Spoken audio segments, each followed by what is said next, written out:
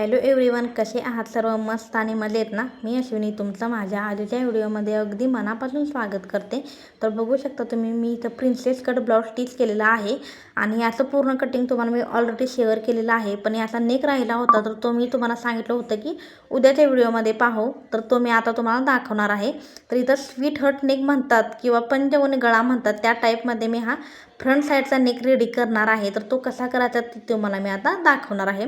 तर इथे मी एक इंचाची पट्टी दिलेली आहे. त्याचा एक साईड जी आहे ती मी ऑलरेडी फोल्ड करून घेतलेली आहे आणि ती आपल्या गळ्यावरती ठेवून मी इथं 5 इंचाचा मार्जिन सोडून इथं टिप देऊन घेणार आहे.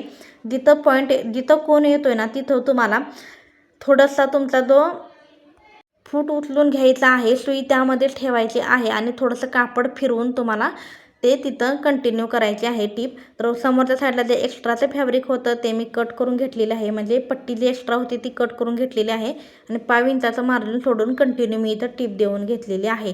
तर इथं टिप देऊन झाल्यानंतर शेवटच्या ठिकाणी आपण नेहमी झिगझॅग करून इथं सिक्युअर करून घेत असतो टिप. आणि आता तुम्ही बघू शकता, टिप देऊन झाल्यानंतर जे मार्जिन होतं त्याला छोटे छोटे कट देऊन घ्यायचे आहेत. याच्याने काय होतं, तर खूप इम्पॉर्टंट टिप आहे ही. ब्लाऊजला खूप सुंदर असा नेक रेडी होतो आणि फिनिशिंगमध्ये हा नेक जो आहे तो रेडी होत असतो यासाठी. त्यानंतर अस्तरवरती मी एक, म्हणजे जी पट्टी आहे त्या पट्टीवरती मी एक दाबटीप देऊन घेणार आहे.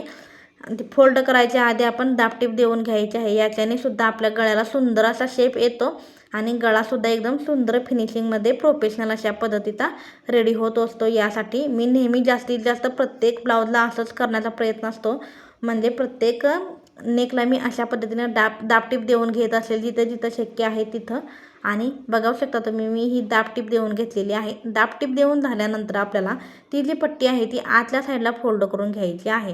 तर तुम्ही इथं आहे अशी टीप देऊ शकता किंवा कच्ची टीप देऊन त्याच्यानंतर त्याला हात शिलाई करून घेऊ शकता. तर मी इथं कच्ची टीप देऊन घेणार आहे आणि त्याच्यानंतर मी त्याला दाबटीप देऊन घेणार आहे. याच्यामध्ये जर तुम्हाला काही शंका वाटली तर तुम्ही मला नक्की कमेंट्समध्ये सांगू शकता. खूप सोपी पद्धत सांगितलेली आहे मी.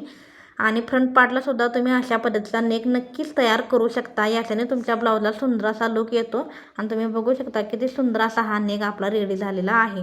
अगदी याच पद्धतीनं आपण दुसरा जो आपला पार्ट आहे दुसऱ्या साईडचा त्याला सुद्धा नेक रेडी करून घ्यायचा आहे. तर तो नेक रेडी करायच्या आधी तुम्ही बघू शकता किती एकदम प्रॉपर असा नेक बसलेला आहे आणि वरच्या साईडला थोडासा कर्व हवा होता, सो मी गळ्याला कर्व देऊन घेतलेला आहे, म्हणजे वरच्या साईडला. आणि दुसऱ्या साईडला सुद्धा तयार करत असताना बघा तुम्ही, आपण जे पहिला नेक रेडी केलेला आहे तो दुसऱ्या साईडचा जो पार्ट आहे त्याच्यावरती ठेवून आपण नेक आपला कुठं कमी जास्त पट्टी आहे का हे एकदा चेक करायचं आहे आणि चेक करून झाल्यानंतर नेक रेडी करायचा आहे. तर तुम्ही बघू शकता किती सुंदर परफेक्ट पद्धतीने आपला हा नेक रेडी झालेला आहे. तर माझी ही सांगण्याची पद्धत तुम्हाला कशी वाटली ते मला कमेंट्समध्ये नक्की सांगा. व्हिडिओ आवडला असेल तर व्हिडिओला लाईक शेअर नक्की करा. बाय.